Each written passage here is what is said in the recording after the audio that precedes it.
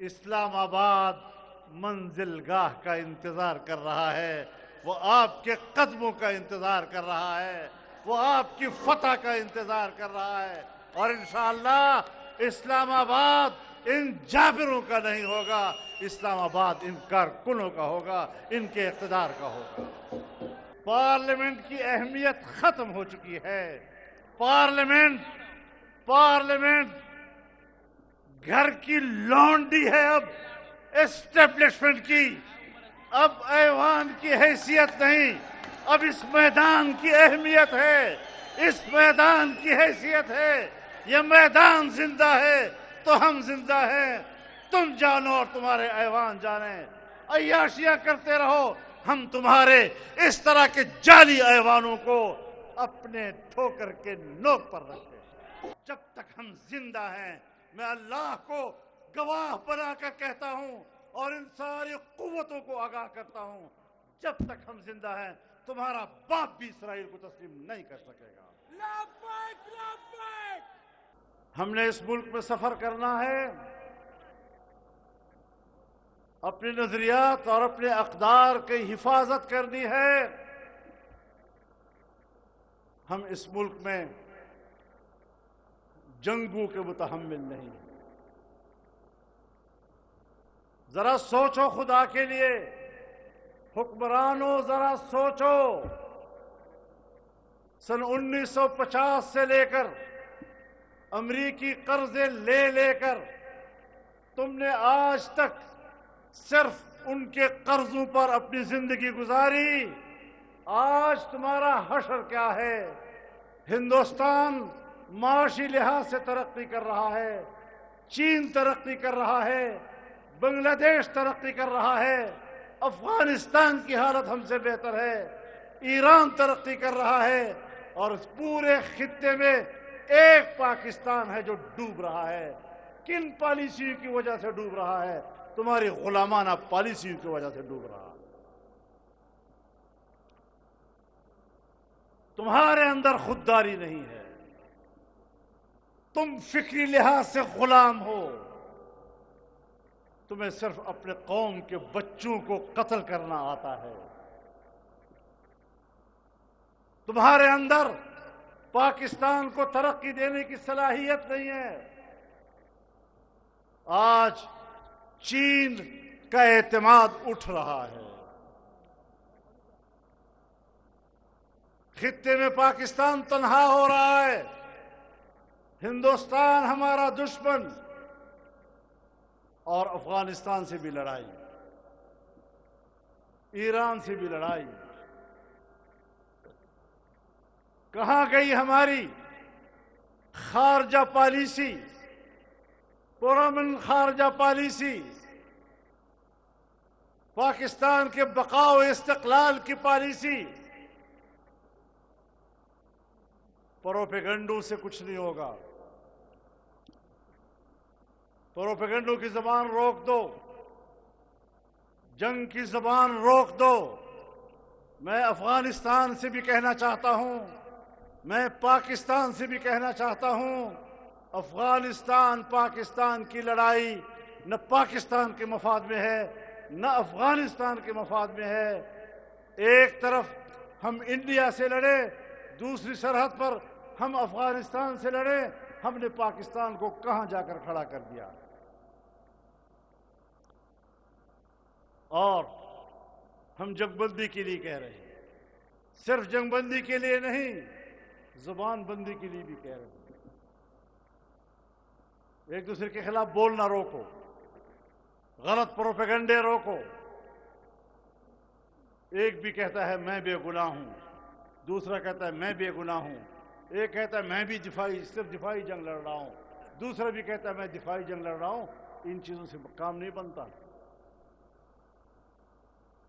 جمعیت علماء اسلام پہلے بھی کردار ادا کر چکی ہے، اور اس سفارتی کردار میں ہم نے کامیابیاں حاصل کی ہے۔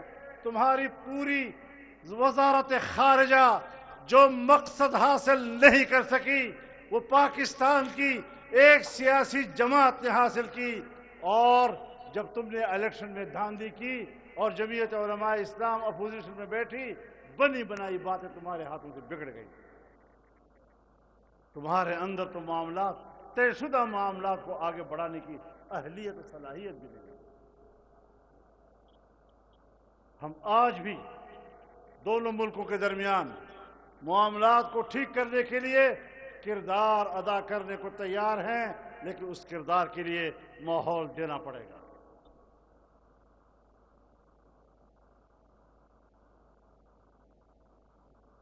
دنیا چاہتی ہے، امریکہ چاہتا ہے، مغرب چاہتا ہے کہ افغانستان میں اسلام کیوں آیا، امارت اسلامیہ کیوں قائم ہوئی.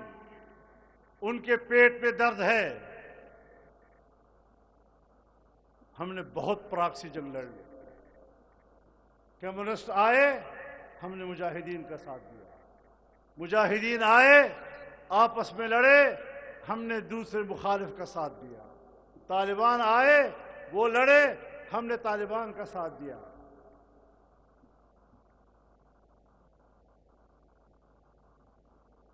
طالبان کے خلاف ہم نے کرزئی کا ساتھ دیا. ہم نے اڈے دیے، امریکہ کو اڈے دیے، جہاز اڑائے، اب ہماری فضاؤں سے گزرے اور افغانستان پر بمباری کرتے رہے. آج کہتے ہیں افغانستان پر قابض حکومت، قابض حکومت. کیوں بھائی قابض؟ کہتے جنگ کر کے آئے ہیں، عوام کے منتخب نہیں ہیں. تو میں نے کہا ملا عمر بھی تو جنگ کر کے آیا تھا، وہ بھی تو عوام کے انتخاب سے نہیں آیا تھا. تو آپ نے سرکاری طور پر ان کو تسلیم کیا یا نہیں؟ آپ نے ان کو وہاں سفارت خانہ لیا وہاں، اور یہاں ان کو سفارت خانہ دیا.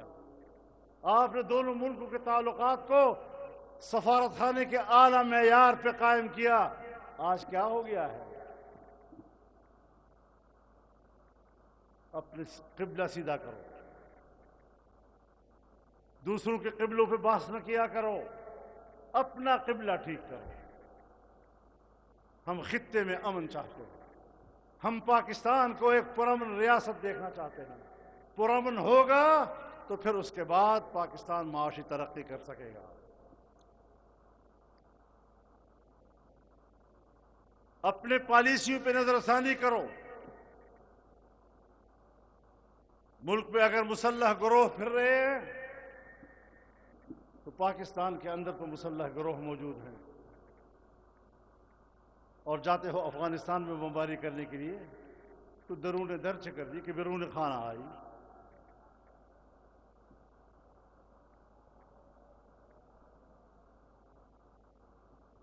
تو نئی نئی باتیں بنانا اور معصوم بن کر جنگ کے لیے جواز فراہم کرنا، اب وہ وقت گزر چکا ہے. 40 سال 45 سال سے لوگ آپ کو اسی طرح دیکھ رہے ہیں. آپ ہمیشہ مظلوم ہوتے ہیں، آپ ہمیشہ معصوم ہوتے ہیں، آپ ہمیشہ حق پر ہوتے ہیں. اس کے باوجود حالات کیوں ٹھیک نہیں ہو رہے؟ آپ پیچھے کیوں جا رہے ہیں؟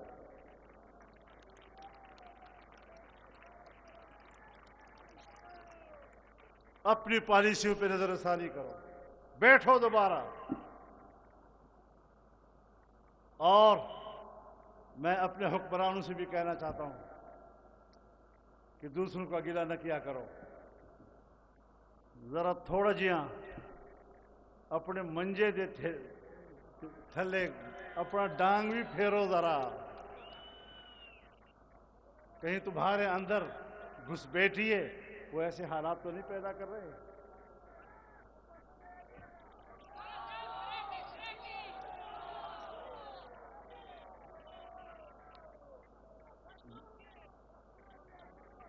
اس کا احتمال افغانستان میں بھی ہے، اس کا احتمال یہاں بھی ہے. التهم خلق شتا چې افغانستان په جنگ اړول غواړي، او په پاکستان کې هم خلق شتا چې پاکستان په جنگ اړول غواړي، او کا پاکستان او افغانستان کې نوي په امریکې او په یورپ کې خو خامخا شتا چې دا غواړي چې جنگ بیا جوړ کړي. ہمیں امریکہ اور مغربی خواہشات کے تابع سیاست نہیں کرنی، اور یہ کہنا کہ پاکستان اور ہم تو پاکستان کے لیے کر رہے ہیں، ہم اتنے بھولے بھالے نہیں ہیں۔ مشرف نے کہا تھا سب سے پہلے پاکستان، ہم نے اس کو بھی کہا تھا جھوٹ بولتے ہو، تم کسی کے نمائندہ بن کر جنگ لڑ رہے ہو۔ اگر میں مشرف کے اس موقف کے خلاف علل اعلان میدان میں آ سکتا ہوں تو آج بھی میں میدان عمل میں سچی بات کر سکتا ہوں۔ ہم مروب ہونے والے لوگ نہیں ہیں، ہم دباؤ میں آ کر بات کرنے والے نہیں ہیں، ہاں ہم بہتر سوچنے والے لوگ ہیں، ہم ملک کے لیے سوچنے والے لوگ ہیں، ہم وطن عزیز کی بھلائی چاہتے ہیں۔ پڑوسیوں کے ساتھ بہتر تعلقات، اس کا درس ہمیں سیکھنا چاہیے، اور یہ درس اگر سیکھنا ہے تو پھر مفتی محمود کے فلسفے اور نظریے سے سیکھو، وہی آپ کو بتائے گا کہ ملک کیسے چلتے ہیں، خارجہ پالیسی کیسے چلتی ہے، ملک کی مفاد کے لیے کس طرح کام کرنا پڑتا ہے۔ طاقت کے نشے میں سمجھنا کہ میں سب کچھ جانتا ہوں، یہ بہت بڑی ایک گمراہی اور غلط فہمی ہے۔ تو میرے محترم دوستو، انشاءاللہ العزیز مفتی محمود نے جہاں سے سفر شروع کیا اور جو نشان راہ ہمیں انہوں نے عطا کیا، آج پاکستان کا ہر نوجوان ہر طرف پھیلا ہوا وہ آج ان کے نظریے کو آگے بڑھا رہا ہے، اور اسی طرح کانفرنسیں انشاءاللہ ملک بھر میں ہوں گی اور ہوئی ہیں، اور آپ نے تاریخ ساز اجتماع کیے ہیں۔